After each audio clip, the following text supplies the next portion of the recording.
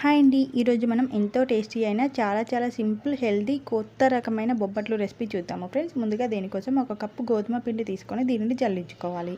ఇలా జల్లించుకున్న గోధుమ పిండిలో ఒక చిటికెడు ఉప్పు అలాగే 1 స్పూన్ చక్కెర కూడా యాడ్ చేసుకొని మొత్తం మిక్స్ చేసుకోవాలి. ఇలా మిక్స్ చేసుకున్న తర్వాత 1 గ్లాస్ వాటర్ తీసుకొని కొద్దిగా వాటర్ యాడ్ చేసుకుంటూ సాఫ్ట్ ముద్దలాగా కలుపుకోవాలి. మనం చపాతీ పిండికి ఎలా కలుపుకుంటామో దానికన్నా చాలా సాఫ్ట్గా కలుపుకోవాలి ఫ్రెండ్స్. ఈ పిండి ముద్దని ఇలా సాఫ్ట్గా కలుపుకున్న తర్వాత మనం దీంట్లో ఆయిల్ యాడ్ చేసుకోవాలి. 2 టేబుల్ స్పూన్స్ దాకా ఆయిల్ యాడ్ చేసుకొని ఆయిల్ అబ్జర్వ్ చేసుకునే కొద్దీ మనం కలుపుకుంటూ ఉండాలి ఫ్రెండ్స్. మనం కలుపుతూ ఉంటే ఈ పిండి మొత్తం ఆయిల్ అబ్జర్వ్ చేస్తూ ఉంటుంది. ఈ పిండిని 5 నుండి 6 నిమిషాలు మిక్స్ చేసుకోవాలి. నేను 5 నుండి 6 నిమిషాలు మిక్స్ చేశాను. అలా మిక్స్ చేసిన తర్వాత సాఫ్ట్గా అయిపోయింది. మనం ఆయిల్ యాడ్ చేసేటప్పుడు కొద్దిగా పసుపు కూడా యాడ్ చేసుకోవాలి. అలా యాడ్ చేసుకోవడం వల్ల బొబ్బట్లు కలర్ఫుల్గా వస్తాయి. మీకు ఇష్టం లేకపోతే స్కిప్ చేసేయచ్చు పసుపుని. మనం ఇక్కడ మైదాకి బదులు గోధుమ పిండిని యూస్ చేస్తున్నాం కాబట్టి బొబ్బట్ల కోసం మనం చాలా బాగా మిక్స్ చేసుకోవాల్సి ఉంటుంది. మనం ఎంత సాఫ్ట్గా మిక్స్ చేసుకుంటే బొబ్బట్లు అంత సాఫ్ట్గా టేస్టీగా వస్తాయి. ఇప్పుడు మనం దీన్ని 10 నిమిషాలు పక్కన పెట్టేసుకొని పనసకాయ తొనల్ని తీసుకోవాలి. ఈ పనసకాయ తొనల్లో లోపల ఉన్న సీడ్స్ ఉంటాయి కదా ఫ్రెండ్స్, వీటిని తీసుకొని పక్కన పెట్టేసుకోవాలి.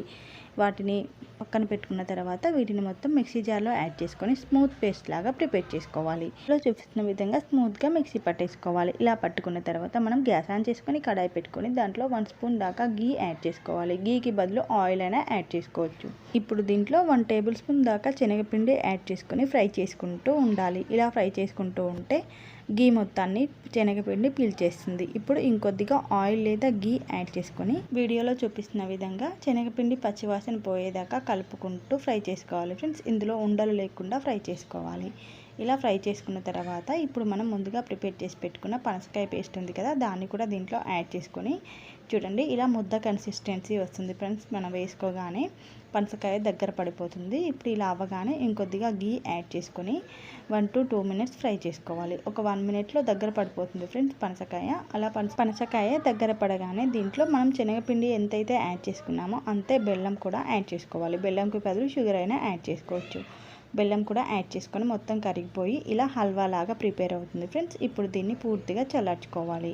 పూర్తిగా చల్లారుకున్న తర్వాత ఇలా ఉండలుగా ప్రిపేర్ చేసుకొని పక్కన పెట్టేసుకోవాలి. మనం ముందుగా ప్రిపేర్ చేసుకున్న గోధుమ పిండి ఉంది కదా, దాన్ని తీసుకొని ఇప్పుడు మనం బొబ్బట్లలో మిక్స్ చేసుకోవాలి.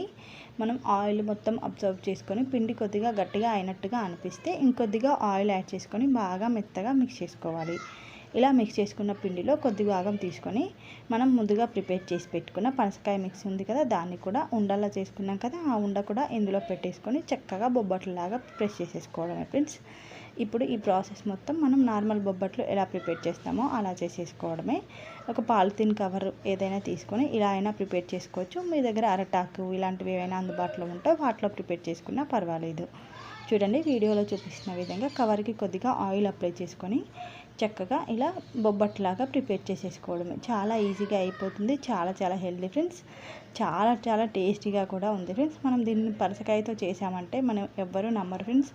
మీరు చెబితే కానీ ఇది పనసకాయ బొబ్బట్టు అని ఎవ్వరికీ తెలీదు, అంత టేస్టీగా ఉంటుంది. ఒక్కసారి మీరు కూడా ప్రిపేర్ చేసి చూడండి. పనసకాయల సీజనే కదా ఇప్పుడు.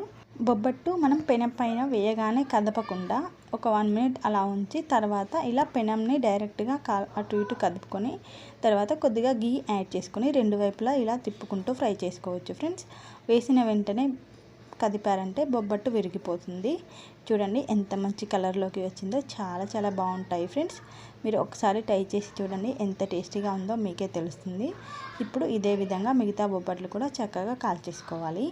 ఇలా కాల్చుకున్న బొబ్బట్ని నేను విరిపి చూపిస్తాను చూడండి ఫ్రెండ్స్. లోపల ఎంత సాఫ్ట్గా సూపర్ టేస్టీగా ఎంత బాగుందో మీకే తెలుస్తుంది. చూడండి సాఫ్ట్గా, చాలా నార్మల్ బొబ్బట్ల కన్నా కూడా ఇవి చాలా సాఫ్ట్గా చాలా బాగున్నాయి ఫ్రెండ్స్. మీరు చూస్తే కానీ తెలియదు, తింటే కానీ తెలియదు టేస్ట్. ఇంతే ఫ్రెండ్స్. ఈ వీడియో కనుక మీకు కొంచెమైనా నచ్చుంటే ప్లీజ్ లైక్ చేసి నా ఛానల్ని సబ్స్క్రైబ్ చేసుకోండి. Thank you for watching friends. Bye.